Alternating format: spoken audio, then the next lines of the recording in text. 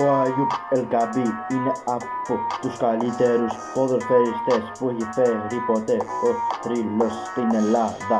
Έχει σκοράρει 30 γκολ φέτος σε όλες τις διοργανώσεις και δεν σταματάει να σκοράρει ποτέ. Θα σκοράρει συνέχεια γιατί είναι από τους ποδοσφαιριστές του θρύλου. Μόνο Ολυμπιακός, μόνο Αγιούπ Ελκαμπή, θρύλος, θρησκεία, Ελλάδα, Ευρώπη, Ολυμπιακός είναι από τις καλύτερες ομάδες και θα την έχω στην καρδιά μου και στο μυαλό μου την ομαδάρα του Πειραιά.